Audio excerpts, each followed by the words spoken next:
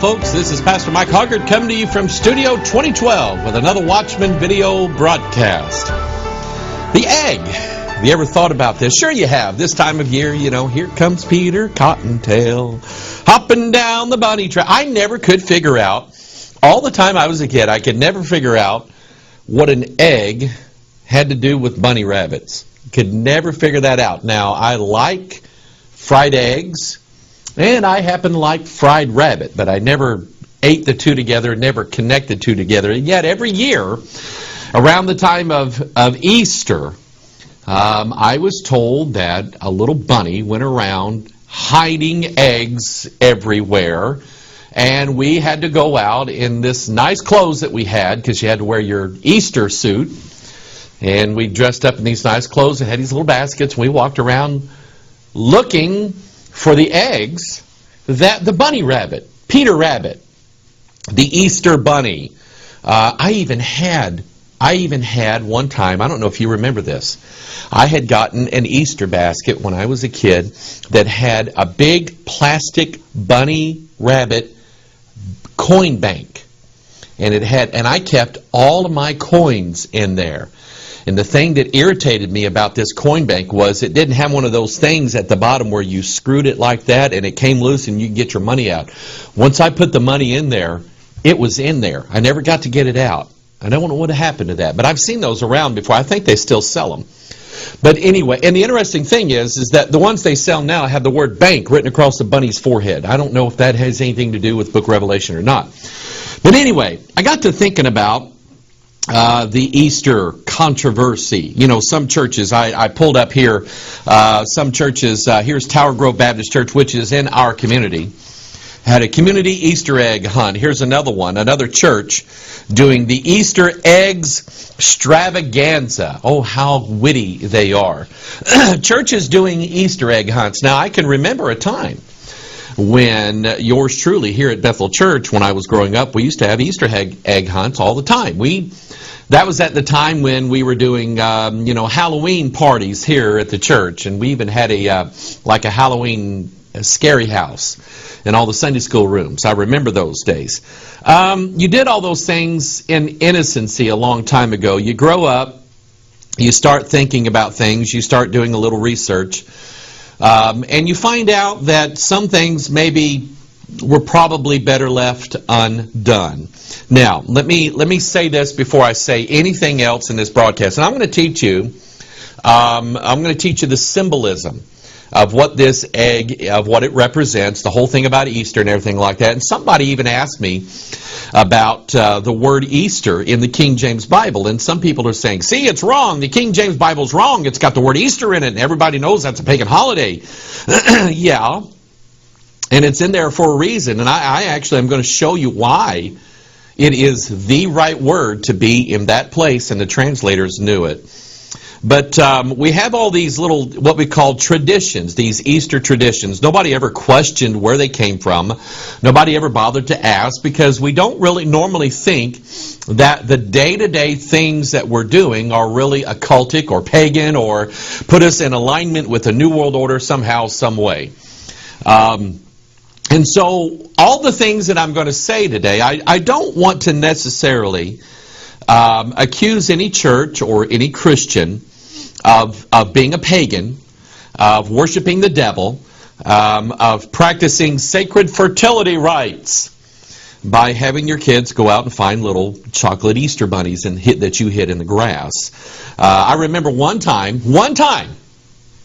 I got the special egg. And I don't know if you know what that is. I don't know who all does this, but one year my mom and dad, they took, I don't know if you remember this or not. Remember pantyhose used to come in these little egg-shaped containers. They were called legs. And Mom would save the containers, and every year at Easter time, my sister and I, we would go out and try to find. Now, these things were great big. And one time, I found the special legs pantyhose container that had $1 in it. 1974, you're talking $1 bill. That's like a lot of money. And that was the first time I ever won anything like a contest. And I remember feeling so special. It was about that same year that I got saved. I don't want to I don't want to make people think that I think you're all pagans because you like to eat eggs, boil eggs, color eggs. I don't want you to think that. I don't want you to think that just because a church or a religious group somehow, or church people that you know, buried little candies in the yard for kids, and kids went out and did those things and so on. I don't want you to think that. People are going to hell or they're going to heaven because they're saved by the grace of Almighty God. And that grace is sustaining grace. And that grace also kind of helps us as we grow and mature as Christians, see things that maybe we shouldn't do anymore. Now, we at Bethel Church, we didn't have a church-sponsored Easter egg hunt, but I do know some families that went out and buried little things in the yard for the kids, and the kids went out and ate them, and okay. I'm not going to get all bent out of shape over that as their pastor, because I know these people and I know their lives, and I know that they want to serve the Lord, and they don't necessarily need me tapping them on the shoulder every time they do something and say, I'm sorry, that's pagan. You can't do that. So I try not to be that way. So the information that I'm going to give you is more in line of a prophetic nature rather than for you to use as ammunition against all the people that you don't like, that you know for a fact they ate a boiled egg on Sunday, Easter Sunday morning. And so anyway, I want to teach you this. The word Easter itself, where does it come from? At the time growing up, as a child, growing up in church, to me, Easter was synonymous with getting up, having a little Easter egg hunt, and then putting on this nice, I have pictures of me and my sister and my mom in our very, very nice 70s Easter outfit. Yes, it was a leisure suit. Okay, getting ready to come to church. For me, all the time, that Easter day was a special day where we celebrated not necessarily the Easter bunny and the sacred egg, but we celebrated the risen Jesus Christ, who right around the same time that Easter usually is, and I'll tell you how Easter, you ever notice that Easter is not the same time every year? I'll tell you how they pick that out. It's rather interesting. Right around the same time is, of course, the Jewish holiday of Passover, and that, of course, is when Jesus, who was the Lamb of God, became our Passover sacrifice for us, died, His blood being shed in our place, so that when God sees His blood, He now passes over us, and death has not dominion over us. But I started doing a little research into Easter. I've never really done this before, but I started doing a little research into the word Easter itself. And here's what I found. Let me put Mr. Egg over here. Okay, here's what I found. Easter, of course, as probably some of you know, was named after a goddess, a pagan goddess. This is about the cleanest picture that I could find concerning Easter. She is a pagan goddess, and 9 times out of 10 in her images, she's going to be stark naked. Okay, she's not going to have any clothes on, and there's why. She has to do with fertility. She was called Easter or Esther. Hold on a second. We have a book in our Bibles, our King James Bibles, called the Book of Esther. Where does that name come from? It comes from the word Easter, or there are variations of it: Ishtar, Ashtaroth, Isis. But Esther, her Jewish name was Hadassah, and the Jews still regard her as that way, by that name. But she was given the name by King Ahasuerus, as he named her after the pagan fertility goddess Esther, which to him was quite an honor. Okay, he's now married. You remember he had, who was it? Queen Vashti, and she didn't please him. So he put her out of the way and brought in Esther, this Jewish woman, Hadassah, and he named her after in his mind, his most sacred goddess in the world. It was quite a title of honor. Doesn't necessarily make it good, but that's what he thought of her.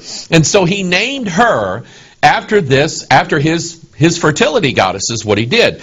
Ishtar and Ashtaroth, the word Isis. And really, if you kind of do if you know just a little bit, just a teeny tiny bit of Hebrew, You'll know that in the Old Testament, the word Adam, the name Adam, his wife was called the woman. And in Hebrew, the man is called Ish, and in Hebrew, it's Isha. Okay, so think about the Hebrew word Isha, meaning woman.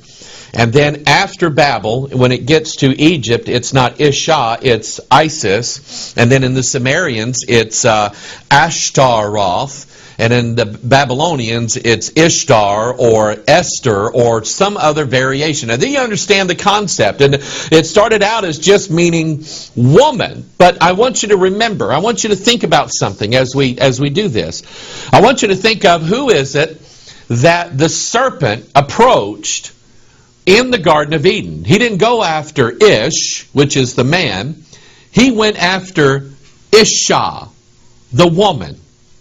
He wanted to plant a seed in her mind, and that was his words that came forth. By the way, in the King James Bible, 46 of those words came forth and seeded into the woman a concept that if she ate of the fruit, that she would become a god and all this stuff. And so that's kind of in the back of my mind as I'm studying this, and this idea that Ishtar or Easter or Esther or Ashtaroth or Isis or any of these variations, she represents the goddess of fertility. Now, if you don't have to use much of your imagination to understand that if she was worshipped as a goddess of fertility, there's probably a pretty interesting way that she was worshipped, and that's exactly right. And know that God did not want His people worshiping Isis, Ishtar, Ashtaroth, Esther, Easter, or whatever she was called. They did not want her being worshipped this way. In fact, there was a whole land that was called the land of Ashtaroth. In Joshua chapter 13, I want you to notice who is it that is the king of Ashtaroth. All the kingdom of Og. Now, that's not egg, it's Og. All the kingdom of Og in Bashan, which reigned in Ashtaroth and in Edrei, who remained of the remnant of the giants, for these did Moses smite and cast them out. So you need to understand that Og is he's a hybrid. He's a giant. His father was the sons of God. That's Genesis chapter 6. His mother was an earthly woman. You see this concept all throughout in Morals and Dogma. In fact, even the logo of the double-headed eagle denotes the sons of God and the daughters of men fused together. That would be Og, and his kingdom was over the land of Ishtar, Ashtaroth. In Judges chapter 2, notice this. Here's what the Israelites did. They get into the promised land after defeating Og, the king of the giants. They get into the land, and all of a sudden, they just turn their back on God. They forsook the Lord and served Baal and Ashtaroth. And the anger of the Lord was hot against Israel, and He delivered them into the hands of spoilers that spoiled them, and He sold them into the hands of their enemies round about, so that they could not longer stand before their enemies. And so as soon as these people got into the land of promise, and God was really going to bless them, they turned their back on God, went after Baal, which is like the sun god, and they went after Ashtaroth. They went serving this god and this goddess together. It's sort of like Osiris and Isis together. And those two come together, and of course they make Horus and so on. He's the hybrid. And so that's what that idea of the word Easter comes from. It comes from Ashtaroth, and that was the whole thing that God did not want any of the Israelites to go doing. He did not, and He used the word to go a-whoring after them. And that's interesting, because when we're dealing with Ishtar or Ashtaroth or Esther or Easter, we're dealing with a spirit in the Bible. She is called by various names, but we end up finding out that her name is, in Revelation chapter 17, Mystery, Babylon the Great, the mother of harlots, and abominations of the earth. And I want you to think, as we're going through this, that Ashtaroth, or you could call her Jezebel, you could call her any other names in the Bible. Babylon the Great does not like God's people. She hates them. She hates their guts. She wants them all dead. Okay? We'll see that as we move on. 1 Kings chapter 11, Solomon, the wisest man in the world, fell for the goddess worship Ashtaroth. 1 Kings chapter 11, verse 5. For Solomon went after Ashtaroth, the goddess of the Zidonians, and after Milcom, the abomination of the Ammonites. Milcom would be sort of like the Osiris or the Saturn of all of this. We have the male deity and the female deity. And what does the male and the female deity do when they get together at the dance? Okay, the fertility rite. The Milcom, the abomination of the Ammonites, and Solomon did evil in the sight of the Lord and went not fully after the Lord as did his father. And I can tell you that anytime you have a situation where you have churches, or you have individual Christians, or you have people in general whose heart is not fully turned over to the Lord, there's always going to be a replacement spirit. And that is going to be Ashtaroth, it's going to be Ishtar, it's going to be Mystery Babylon the Great. It's going to be the goddess somehow, some way. The feminine harlot spirit is always going to come in, and she's going to bring a whole truckload of her practices with her. You might want to say that Ashtaroth really is the reason why all of these preachers now are getting up on their little pulpits, and they're talking about sex, and they're talking about sex. And next Sunday we're going to talk about sex. And for the next 7 weeks we're going to talk about, you know what? This is why they're doing it, because they will not serve God with their whole heart. And since there's a void there, this is where she comes in. Now, this is what I thought was really, really interesting. I want you to think about this and its relationship to Easter, Ashtaroth, Ishtar. Now, she is a fertility goddess. She represents the ability of mankind to reproduce himself, and she gives that power. The earth is actually described this way by Gaia. Gaia and Mother Earth, there's that word there, mother, is worshipped because of her ability to produce fruit or to reproduce. Now, this is what was interesting, is that there is a medical term that we use all the time. Well, I don't use it all the time, but women, when they go see their doctor, they use this all the time. A medical term, it actually is it's a hormone in women that actually causes fertility. It's called estrogen. And yes, it was named after Easter, Ishtar, Ashtaroth, Isis, and estrogen all have the same function. You see, estrogen has to do with, and I can't believe that I'm talking about this. I mean, if you knew, I'm just like the most shy.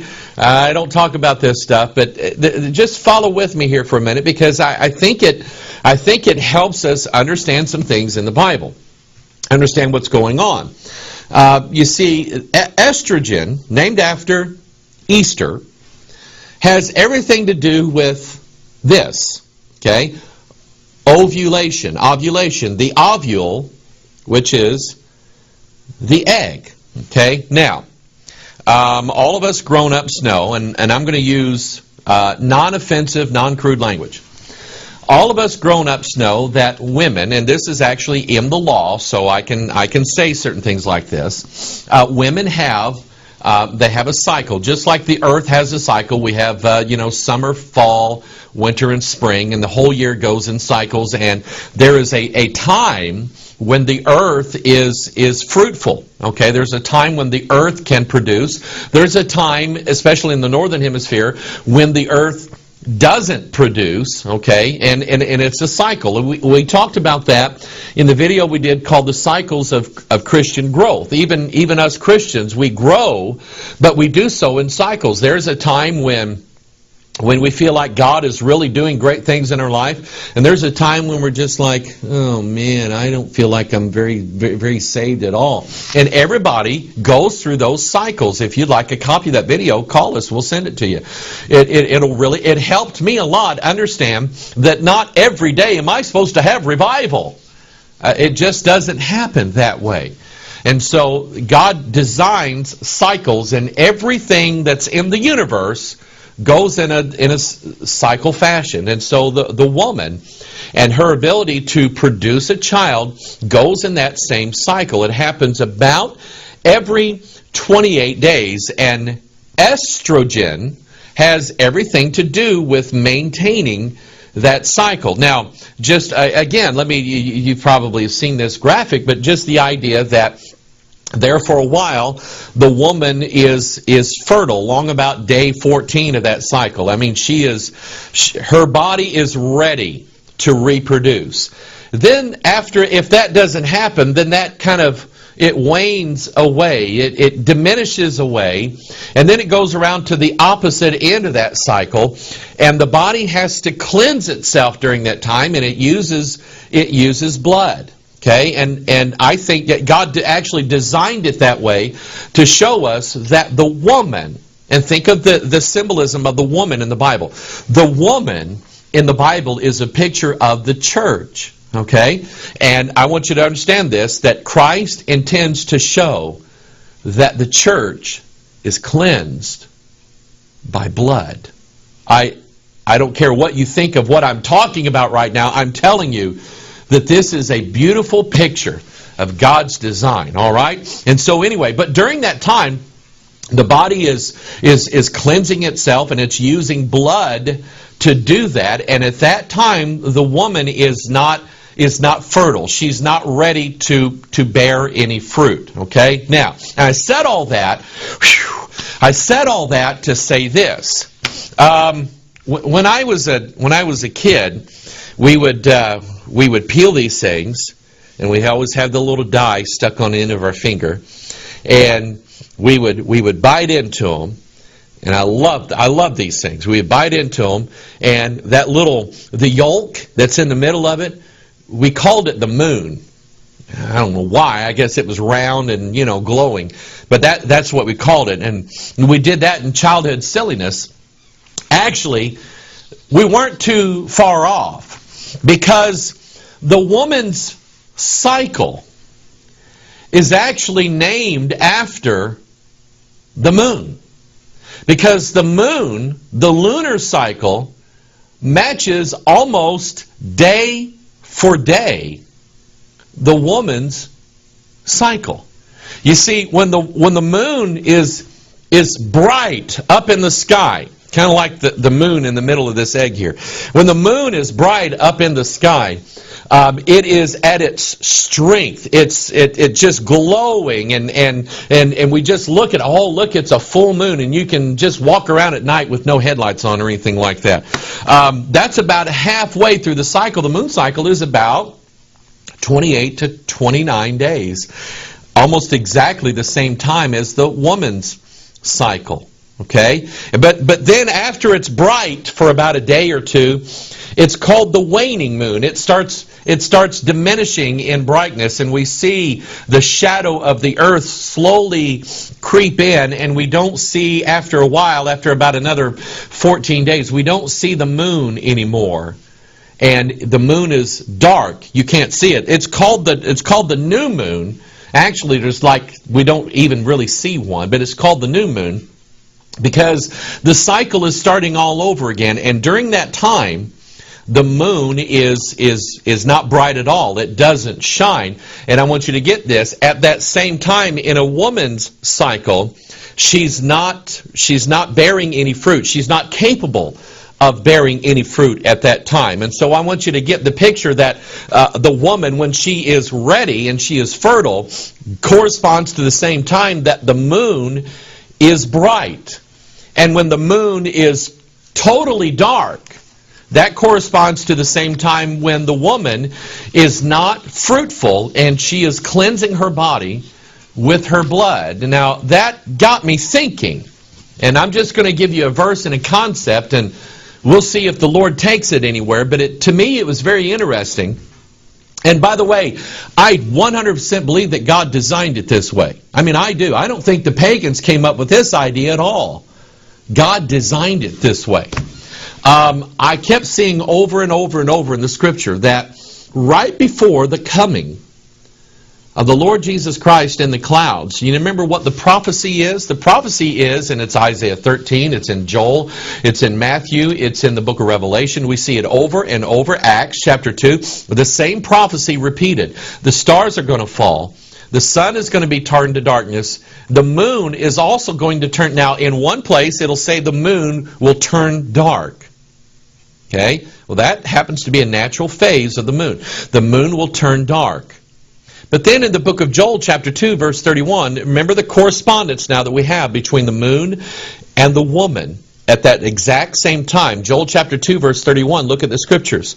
The sun shall be turned into darkness, and look at here, and the moon into blood before the great and terrible day of the Lord come.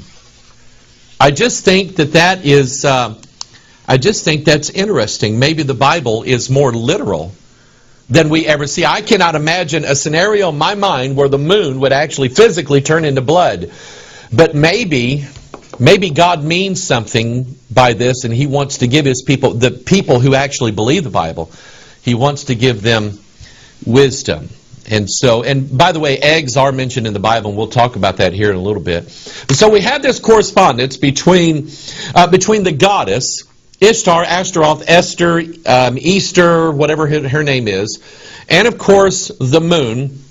And if you get into pagan witchcraft jewelry, you'll see that witches love the moon. That's their symbol. It's a symbol for fertility, probably because it has everything to do with the waxing and the waning of the woman's cycle and her ability to produce and so on. Probably has everything to do with that, and that's how Isis was worshipped. In fact, let me kind of connect the dots here for you. Okay, I told you earlier that this is how Easter is actually figured out, because Easter's not on the same day every year. It's on a different date. It's always on a Sunday, but it's never the same exact Sunday. It's never like March 12th or whatever it is. Okay, here's how it's figured out.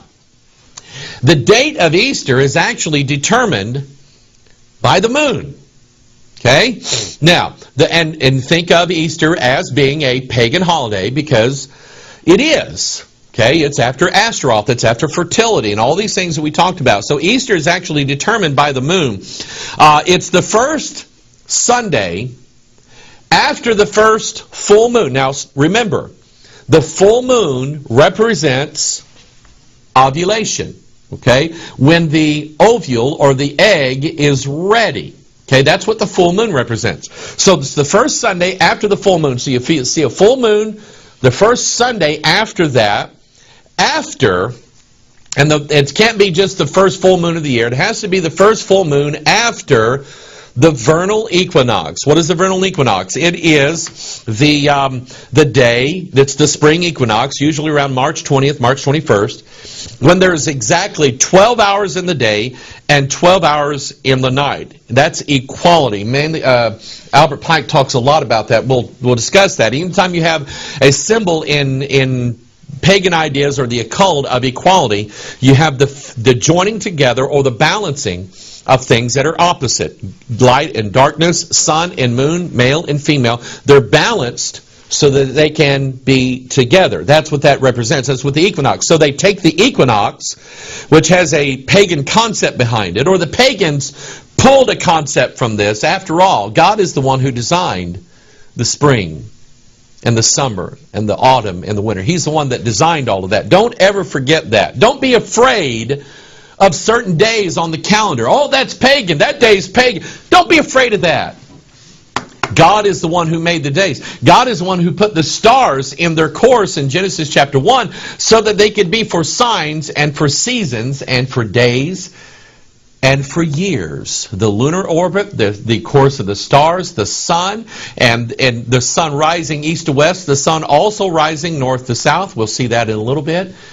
God is the one who designed that. It's the devil that said, I'm going to latch onto that and make some big pagan thing out of it. And that's what he did. So they take the equinox, 12 hours and 12 hours. It represents equality, fusion together, sons of God, daughters of men. And the first full moon that comes after that, which means she's ready. And then we take the first Sunday after that and say, this is when we're going to celebrate the fact that the egg has produced something. We'll find out what it is the egg has produced. Okay, you remember, in fact, here it is. You remember, we dealt with this here a while back. This brings in the Easter celebration, brings to the end the whole Lenten celebration. which of course is the 40 days weeping for Tammuz, which we saw in Ezekiel chapter 8. It was the abomination that God saw in the north part of the temple where the women were weeping for Tammuz. You know who Tammuz was? It's the god that died, and he awaits a resurrection. Okay, that's what it means. So 40 days, but remember, Lent is longer than 40 days. It's actually 46 days. That's the same number of words that the devil spoke to Eve in the Garden of Eden. It's the same number of chromosomes that you and I have, where our DNA, I want you to think of DNA looking like two snakes, because we're going to see that in a little bit, all right? So anyway, but that's what Lent denotes, 46 days before Easter, and that's what Easter represents. It represents, there's something buried in the egg. I wonder what it is, because when we went around collecting Easter eggs, we weren't just going, here, Mom, I got some eggs. You can fry those up, next Sunday or whatever. We knew that these things were hard-boiled. There was something in there that we wanted, and we would peel them and eat them. Or if we had the, pantyhose legs, there was always something in there. I wonder if I got the special prize. That's what Easter egg hunting is all about. It's about finding a secret, something that's hidden, and there's a secret stored in here. That's what this whole thing is all about. So we bring in this symbol now of the serpent and the egg. Here is one graphic here showing actually two serpents with an egg in their mouth. The two serpents are fused together and joined by the egg. Again, this is what Manly Hall has in the front of Morals and Dogma, is the two-headed eagle joined together in the same body. This shows you that, this symbol shows you that by the fusion of these opposites, there's a secret to be found right here in the middle somehow, some way. Look at the serpents. They kind of look like little strands of DNA hidden in the 46 things. There's a special secret here, the 46 words that the devil spoke. The 46 words that they spoke in the Tower of Babel when they wanted to build that tower. Think about that. The Masonic symbol of the two Johns. You have John the Baptist and John the Divine. And I want you to note and think about this. In mythology, not necessarily in the Bible, but in mythology, John the Baptist is this hairy, gruff guy that eats locusts and wild honey. Okay? John, in Christian mythology, not in the Bible, but in Christian mythology, John is this sort of effeminate, soft-spoken guy who has pale skin. That's why when Da Vinci drew the person sitting next to Jesus, and everybody said, well, that's John, it wasn't. It was a woman. It was Mary Magdalene. So when you look at the image again of the two Johns, you have one John and the other John. One's kind of very masculine and one's kind of a little feminine. And notice that they're standing on these two lines here with the, I want you to look at this, the circle with a point in the middle of it. What's in here? Okay? This is like a circle, and it's got a little dot in the middle of it. Think about it. Okay?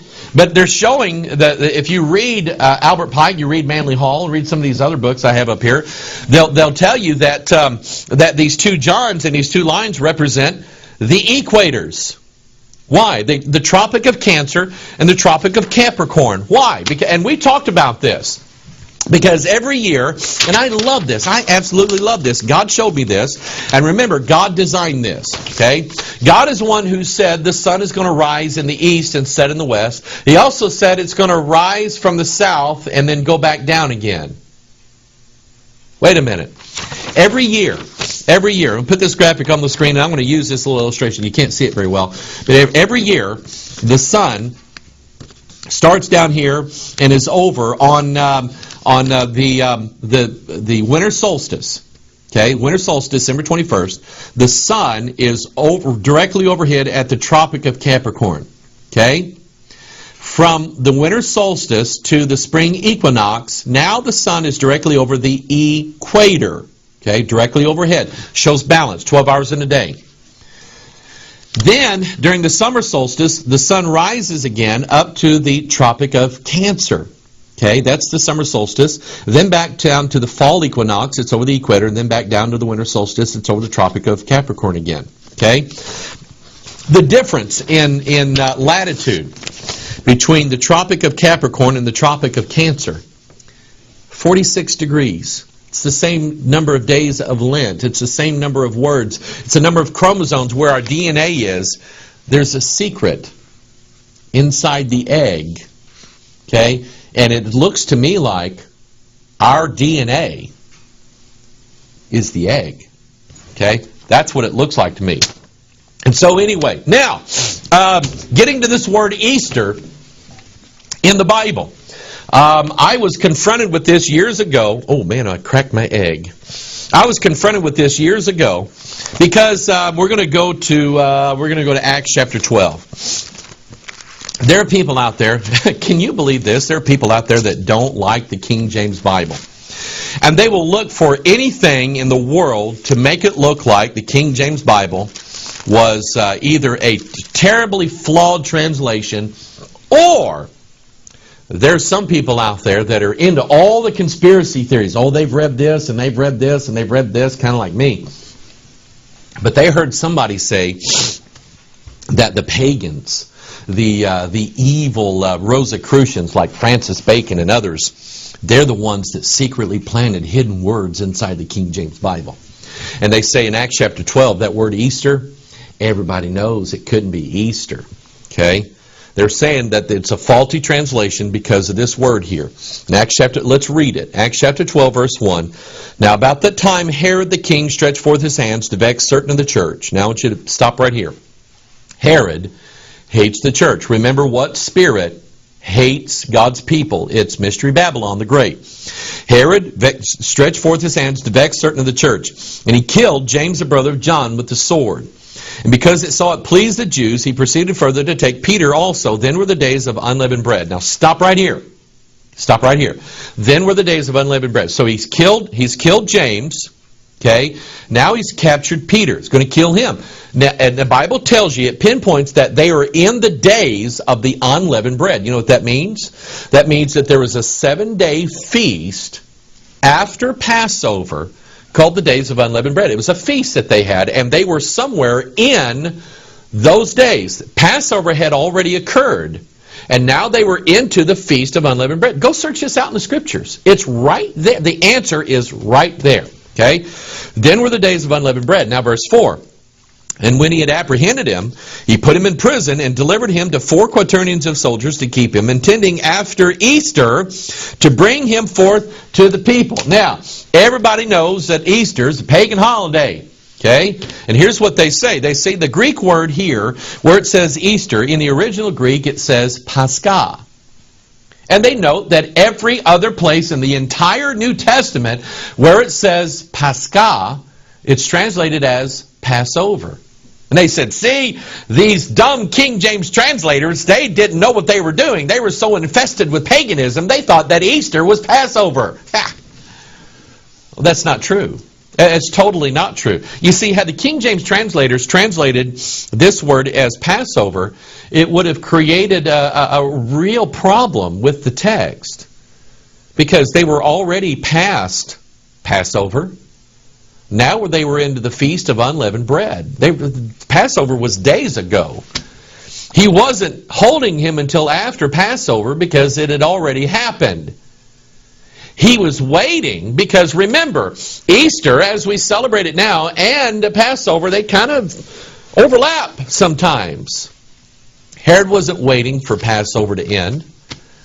He was waiting for the pagan festival of a very, very bloodthirsty goddess who's ready to be fertilized, who's ready to bring forth her little secret that she has. That's what Herod was doing. The word Easter right here is the exact word that needs to be in the Bible. And every other Bible, including the New King James, that doesn't have the word Easter here, they're wrong. They're just simply wrong. Let me show you where I'm going with this. Okay, remember now, Herod's wanting to kill all the Christians. He killed James, wants to kill Peter. What spirit is it that's bloodthirsty after the martyrdom of the saints. Revelation chapter 17, verse 5. And upon her forehead was the name written, Mystery Babylon the Great, the mother of harlots and abominations of the earth. Verse 6. And I saw the woman drunken with the blood of the saints and with the blood of the martyrs of Jesus. And when I saw her, I wondered with great admiration. You see, you know what Easter wants? Easter wants to sit down and have a Bloody Mary. She wants to sit down and have a bloody drink. She's drunken with the blood of the martyrs and the saints of the living God. She is blood-thirsty, and she wants more blood. This goes all the way back. Think of the egg as being a symbol of the earth. Go all the way back to the book of Genesis chapter 4. The first martyr was Abel. Remember Cain? He slew his brother Abel. What happened? Genesis chapter 4, verse 10. And he said, what hast thou done? The voice of thy brother's what? Blood crieth unto me from where? The ground. And now art thou cursed from the earth which hath opened her mouth to receive thy brother's blood from thine hand. As soon as Abel's blood, righteous Abel's blood hit the ground, the earth opened her mouth and drank it up. Did you know the same thing happened on the day Jesus died? The moment that the soldier pierced his side and blood and water issued forth, the Bible says there was a great earthquake and the rocks went and the ground opened her mouth. She was drinking in that blood. And she is blood. She is a fertility goddess, but she is bloodthirsty after the blood of the saints and the martyrs and the innocent. That's who she is. Even in the days of Saul, 1 Samuel chapter 31, verse 8, remember when Saul was killed? Look what happened. And it came to pass on the morrow when the Philistines came to strip the slain, they found Saul and his 3 sons fallen in Mount Gilboa, and they cut off his head, stripped off his armor, and sent into the land of the Philistines round about to publish it in the house of their idols and among the people. And they put his armor, where did they take his armor to? The house of Ashtaroth. You see, that was a real prize to her, that she had the blood of the king of the Jews. Okay? So we look at the egg again. That's Easter. Okay? And this is the Easter egg. And you see it sometimes in old renderings. It's called the sacred egg, the mundane egg. It's associated with the moon. We talked about that. And I kept seeing this symbol over and over of this serpent entwined around the egg. And I wanted to know, the first thing I looked at was this idea that a serpent represents our DNA. You've seen that symbol many times before. The two joined serpent. We'll see that here in a little bit. But I want you to understand this. In fact, let's go here. Let's go to the book of Revelation. And I'll show you something really, I put a lot of thought into this, and I think the Bible is going to reveal some things to us about what is going to happen in the last days. Revelation chapter 13, John says, I stood upon the sand of the sea, and I saw a beast rise up out of the sea, and he had 7 heads and 10 horns. And then in Revelation 17, where we have the bloodthirsty fertility harlot, we have a beast in verse 8, that thou sawest was and is not and shall ascend out of the bottomless pit. Well, where is the bottomless pit? It's actually at the heart of the earth. That's where Jesus went to in the 3 days prior to his resurrection. He was in the heart of the earth. You might want to say he was like here, okay? And he rose again on the 3rd day. He took captivity with him. He set the captives free. And he preached to those spirits in prison, the Bible says. And down inside this prison, the heart of the earth, the center, the core of the earth, down in the heart of that is the beast. That's where he is right now. That's what Revelation 17 says. We're going to see him turn loose here in a little bit. But I got to thinking about this. This is actually pretty interesting because here's a graphic of the planet, Earth. And remember, Earth is like a woman.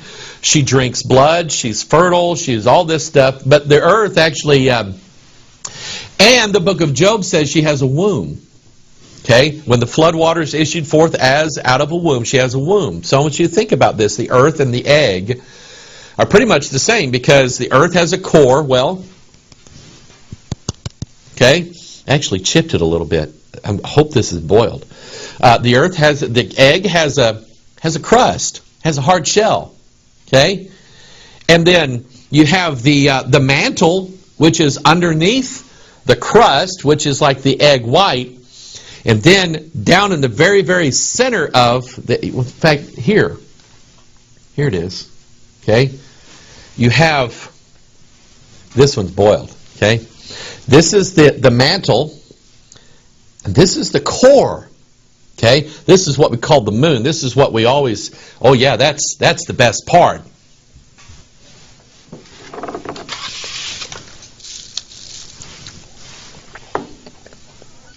I told you I like these things. Can't let them go to waste. This is a picture of the earth. I'll wait till I'm done to eat the rest of this.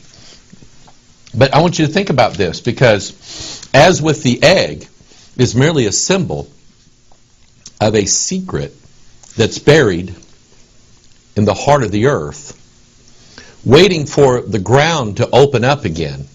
Are there going to be earthquakes in the last days? Think about it. Is there going to be like a flood, something like a flood happened in the last days? Yeah, as it was in the days of Noah. So something is going to come out of the heart of the earth, out of the center of the sacred egg of the earth. Something's going to rise up out of that. Aleister Crowley actually caught on to this. Aleister Crowley was all about chasing after this sacred egg concept. And Crowley wanted to use a secret, okay, the secret of an egg that he was chasing down. I mean, this guy was weird, but he was chasing down this sort of sacred egg concept to find a secret on how to get in contact with a particular entity that he called Lamb. He actually drew a picture of him. Here it is. Okay, that was an extraterrestrial being that Aleister Crowley was getting in contact with. This being here was very, very special to him. And I want you to notice that Crowley's, of course, he looks like an egg head. Crowley's drawing of Lamb almost perfectly coincides with what everybody in the whole world is seeing as far as alien contact. Now, is alien contact and the mysteries of the egg related? I'm pretty sure they are. And we're being inundated with this imagery. Do you remember this? Nanu, Nanu. You remember Mork from Ork? TV show back in the 70s. I never used to get to watch it because it came on a Wednesday night. And I always had to go to church on Wednesday night. Anyway, Mork is an alien that falls from the heavens in a spaceship that looks like an egg. And everybody thought, that's so funny. The producers actually, or whoever wrote this concept, got this from Crowley, got it from the concept of the sacred egg, that there's a secret invader going to come to the earth through this symbolism right here. Do you remember Lady Gaga? Lady Gaga, and on her way out, what was it, the Grammys or something like that, comes strolling into the Grammys, carried by 4 guys in an egg. And she talks about how she had this rebirth. She was in there for like 3 days or something. I don't know how she went to the bathroom. But anyway, she was in there for 3 days. Everybody says it's a stunt. She was acting out her mystery religion concept. She actually felt like she was born again when she came out of that egg. And of course, you remember, that's when she introduced the song, Born This Way. Think about it. Okay? Think about it. I mentioned in reference to the egg, the serpent entwined around the egg, and that looked like, remember this image that we use, we've used this several times. This is the ancient, I think it's a Peruvian textile, the 2 serpents twined together. That is actually a universal concept, the concept of the opposites, the concept, it looks like DNA is what it is.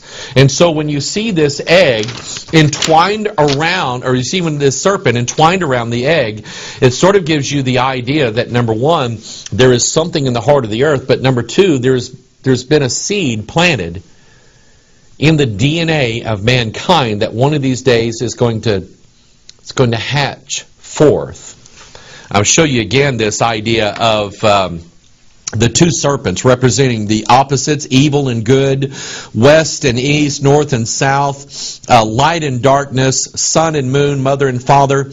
And they're both contending for what's called the mundane or the sacred egg. What they're telling you is that in the center, at the center point of these two opposites, and the fusion point, is the great secret, or what would be the Antichrist. This pagan symbol is related to the two pillars of Freemasonry, Jachin and Boaz. Stop right here. Here again, according to the Bible, Jachin, 23 cubits, Boaz, 23 cubits, 46 cubits apiece. And here we have Jachin and Boaz, and they're fused together. The symbolism of the sun and the moon fusing together, father and mother, and they're fusing together at a circle that looks like an egg. That's the fusion point. You even see the ivy going around Jachin and Boaz looking exactly like DNA. The fusion of heaven and earth together. That concept, of course, comes from the Scriptures. Genesis chapter 6. There were giants in the earth in those days. And also after that, when the sons of God came into the daughters of men, they bare children to them. The same became mighty men which were of old, men of renown. When you have the fusion of the opposites in the Bible, in Genesis 6, you have the hybrids. The mighty men of old, men of renown. The giants, as it were. That's what Og was doing in Ashtaroth. That's why he was there. Daniel chapter 2, a prophecy that this exact same thing is going to happen. I want you to notice the language. Daniel chapter 2, verse 43. Whereas thou sawest iron mixed with miry clay, they shall mingle themselves with the seed of men. Stop right here.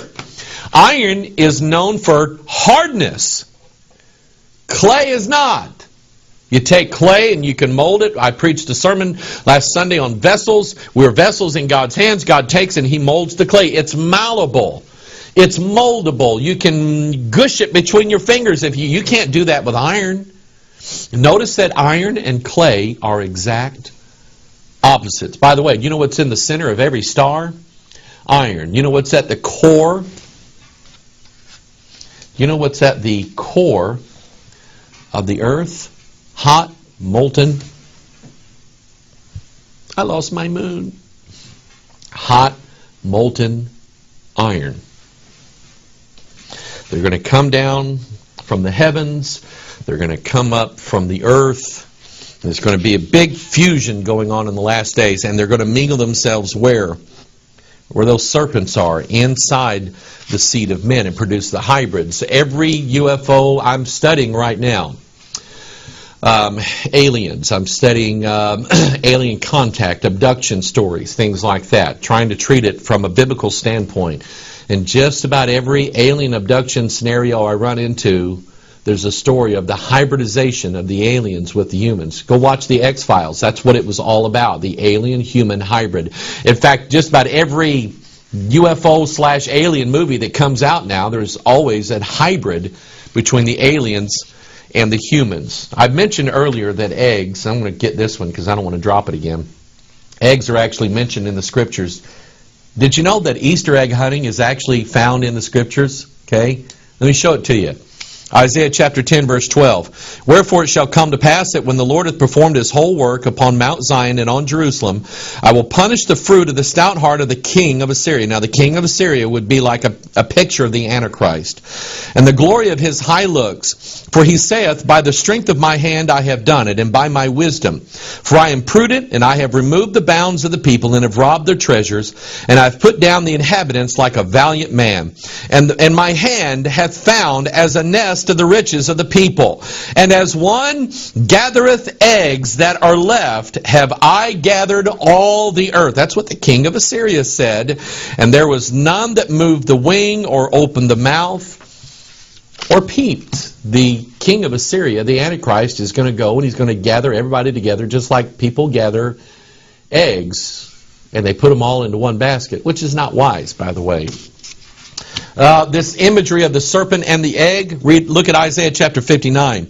Behold, the Lord's hand is not shortened that it cannot save, neither is ear heavy that it cannot hear. But your iniquities have separated between you and your God, and your sins have hid his face from you, that he will not hear. For your hands are defiled with blood, and your fingers with iniquity. Your lips have spoken lies, your tongue hath muttered perverseness. None calleth for justice, nor any pleadeth for truth. They trust in vanity, and they speak lies. They conceive mischief and bring forth iniquity. Now I want to stop right here. I want you to, we're building up now to what this is all about. God is talking about the iniquity of the people.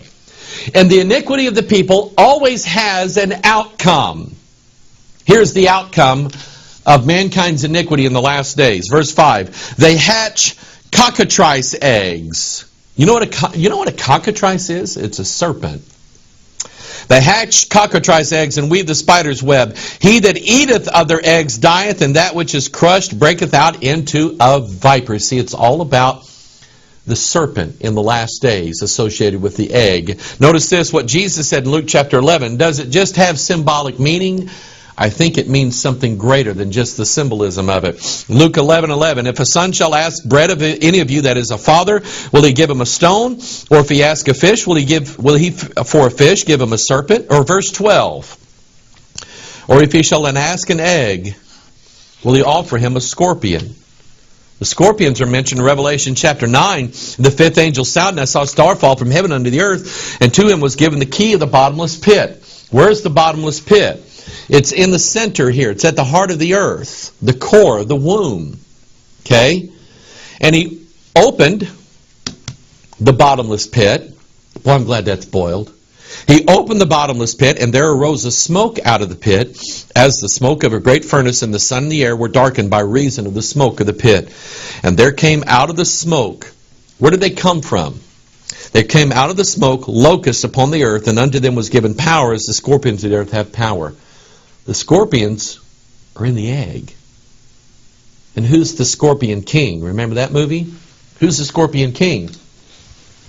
Revelation 9:11, the king of the bottomless pit, Abaddon, Apollyon, the destroyer. You see, there's a secret here. And that's what the festival of Ishtar is all about. It's all about the revelation of a mystery in the last days. On Easter Sunday, when everybody else talks about their bunnies and their eggs, we here at Bethel Church, we talk about the resurrection, the death, burial, and resurrection of Jesus Christ only. That's what we do. I'm not here to judge everybody else on what you do on Easter. That's your business. I'm not your judge. I'm not going to be looking and see what you're doing. I don't think any of you really need to do that with anybody else either. If you have a message to send to people, let them know that, number one, we are fast approaching a day where the devil's going to take over the world and Jesus is coming back. Are they saved? Are they ready? That's what I'm asking you. Are you ready? Because one of these days, the egg's going to come open. This is Pastor Mike. I love you. God bless you. We'll see you the next time.